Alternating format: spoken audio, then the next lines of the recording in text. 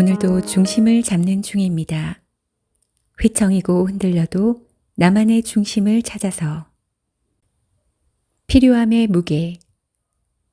집을 나서며 그날 필요한 물건을 꼼꼼하게 챙긴다. 시간이 남으면 쓰게 될 아이패드, 간단한 메모를 할 때 필요한 다이어리와 필기도구, 지하철 안에서 심심할 때 읽을 책. 만약에를 생각하면 챙겨야 할 것들이 점점 늘어난다. 그렇게 빵빵하게 가득 찬 가방을 등에 짊어지자 어깨가 묵직해진다. 필요하다고 생각하여 무겁게 지고 나간 짐 중에는 집에 돌아올 때까지 한 번도 꺼내지 않게 되는 것도 있다. 인생에서도 이와 같은 행동을 반복하고 있는지 모른다. 만약에로 시작하는 걱정은 꼬리에 꼬리를 물고 수많은 걱정의 짐을 머릿속에 얹는다. 생각을 줄이고 걱정을 줄이라지만 그중 정말 줄여야 할 것은 없어 보인다. 내가 했던 걱정 중 실질적으로 중요했던 것이 무엇인지는 시간이 지나면서 알게 된다. 하지만 그 걱정의 시간을 후회하거나 덜어내고 싶지 않다. 필요하다고 생각했던 걱정의 무게 덕분에 그것을 생각조차 하지 않고 지나갈 때 느꼈을 불안함의 무게를 덜 수 있었다. 누군가는 묻는다. 그렇게 무거운 짐을 다 지고 갈 필요가 있냐고. 그런 그들에게 대답해주고 싶다. 모든 건 선택이라고. 필요함의 무게를 질 건지, 불안함의 무게를 질 건지, 무거우면 내려놓고 두렵다면 짊어지자. 무의미한 경주.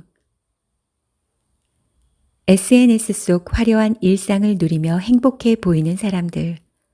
운동으로 다져진 멋진 몸매와 외모를 가진 사람들을 보고 있노라면 저 사람들은 저렇게 잘하는 것도 많고 행복해 보이는데 도대체 나는 잘하는 게 뭘까 싶은 생각에 괴로워지곤 한다. 작은 핸드폰 액정 속에 담긴 모르는 타인의 화려한 일상을 보다가 문득 더 크게 다가오는 나의 초라함이 싫어진다.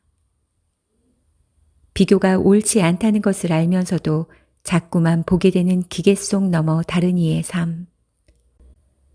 결국 끊임없는 비교는 나를 빠져나올 수 없는 자기 비하의 수렁으로 끌어내린다.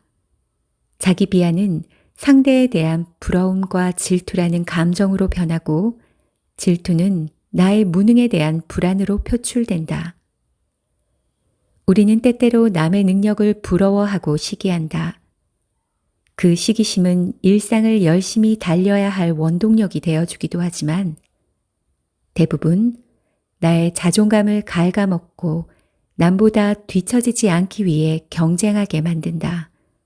어느 순간 그 경주를 왜 하고 있는지조차 물을 시간도 없이 달리고 또 달린다. 근데 나 왜 달리고 있는 거지? 한참을 달리고 나서야 깨닫고 만다. 딱히 커다란 이유 따위는 없었음을. 그저 모두가 달리니까 나 역시 달렸을 뿐. 그렇게 몇 번의 무의미한 경주를 하고 나서야 깨달았다. 이건 내가 하고 싶은 것도 잘하는 것도 아니라는 것을. 그리고 모든 경주에서 이길 수 있는 사람은 존재하지 않음을. 나는 내 속도로 내가 잘하는 하고 싶은 일을 하면 된다. 결국 내게 맞는 속도를 알고 유지하는 것이 중요하다. 내가 잘하는 것을 하기 위해 오늘은 핸드폰을 잠시 내려놓았다.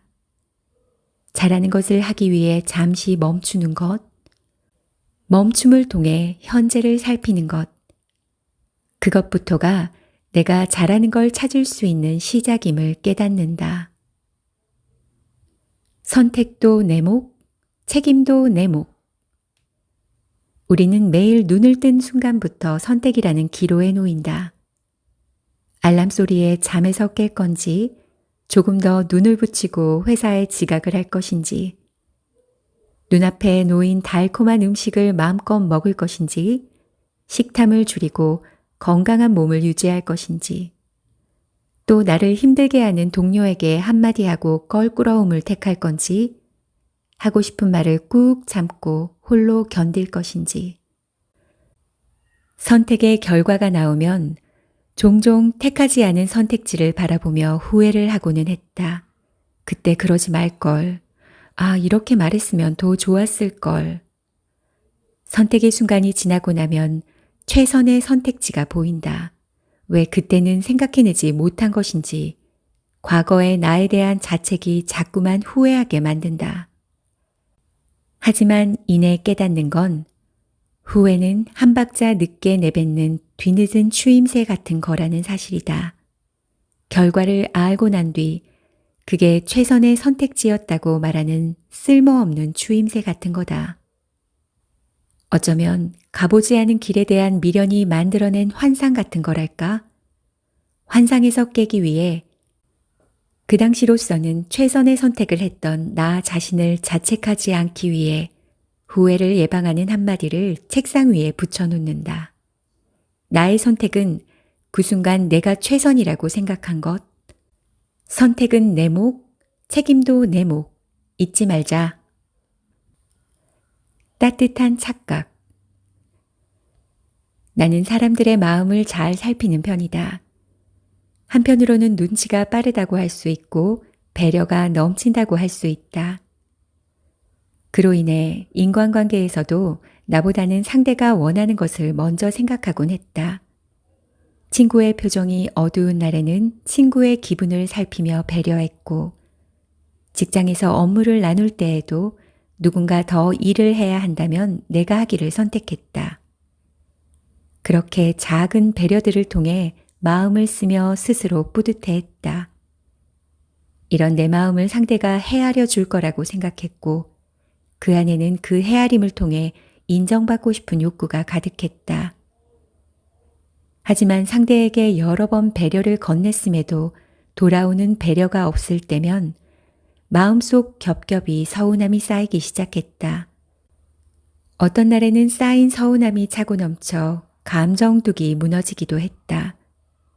내가 힘든 날임에도 나의 기분 따위는 신경 쓰지 않는 친구를 보며 내가 힘들 때 내가 배려했던 거 기억 안 나? 라고 따졌고, 업무적 배려가 없는 업무 분담에서는 제가 지난번에 자원에서 업무를 더 맡았는데 이번에는 배려를 해주셔야죠. 라고 따져 물었다. 터진 감정을 꺼내놓고서야 알게 된 건 상대는 내가 배려라고 생각하며 건넸던 호의에 별 생각이 없었다는 거다. 오히려 화가 난 내 모습에 상대는 당황해했고 그랬었느냐고 그런 줄 몰랐었다는 말만 되돌아왔다. 상대는 나에게 배려해달라고 부탁한 적이 없다. 바라지 않은 걸 준 건 나였다. 그리고 대가 없이 건넸다고 했지만 나는 상대방에게 인정받길 원했고 내가 배려한 것처럼 상대도 나를 배려해 줄 것이라고 기대하고 있었다. 그건 배려가 아니라 대가를 바라고 건넨 거래였다. 거래는 말없이 건네는 것이 아니다.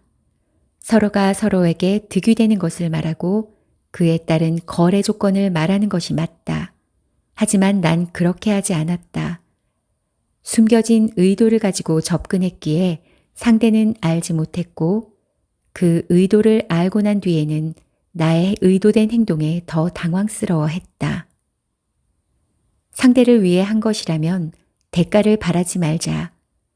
그걸 배려라고 생각하는 건 나만의 따뜻한 착각일 뿐이니까. 인정받고 싶은 무언가가 있다면 지금 내가 하고 있는 거래의 조건을 정확하게 말하자. 배려와 거래는 서로 다른 거니까. 별일인지 아닌지. 별일 아니네 뭐 그 정도 가지고 그래. 나는 그것보다 더 힘든 일도 있었어. 일상에서 힘들었던 일을 친구에게 이야기하는데 친구의 첫 반응이 별일 아니네 였다. 순간 나의 고민이 별 볼 일 없는 것처럼 하찮게 느껴진다. 힘듦의 경중을 따지려는 것이 아니라 힘들다는 말을 한 거였는데 친구의 말처럼 별일 아닌 걸로 엄살을 부리는 사람이 된 기분이다. 나한테는 별일인데 난 너무 힘들었다고. 상대방의 기분 따위 안중에도 없는 친구에게 내게는 별일이라고 말해주었다. 순간 잠깐의 정적이 흐르고 차가운 공기를 느낀 친구는 멋쩍은 미소를 짓고 얼른 다음 이야기로 넘어갔다. 세상에 별일 아닌 일이 어디 있겠는가. 스스로가 힘들다고 느낀다면 그 순간 나는 세상에서 가장 힘든 사람이다. 그렇기에 힘들다고 말해도 되고 아프다고 말해도 된다. 혹 그 말을 들은 사람이 나의 슬픔에 대해 별것 아니라고 말한다면 그건 주관적인 영역임을 인지시켜주면 된다. 주관적인 영역의 힘듦을 상대에게 설명하고 설득시킬 수는 없다. 단지 상대가 나의 힘듦을 평가하지 않게 나의 영역에서 그 일은 힘들다고 정의 내렸음을 정확하게 짚어주면 되는 것이다. 지금 힘든 일이 있는가? 힘들다면 온전히 아파하고 슬퍼하자. 내가 생각한 그 자체로 나는 나를 위로하면 되는 것이다. 감정은 막아두는 것이 아니라 흘려보낼 때 깨끗하게 그 감정에서 벗어날 수 있다. 이상은 오늘도 중심을 잡는 중입니다 중에서 하고 싶은 대로 해도 괜찮아에 있는 책 속 지혜였습니다. 원도 인생도 중요한 건 중심인 것 같습니다. 감정도 추억도 흘려보낼 건 흘려보내세요. 좋고 행복한 기억들을 하나씩 담아보세요. 오늘도 자신의 중심을 잡는 하루 되시기 바랍니다. 감사합니다.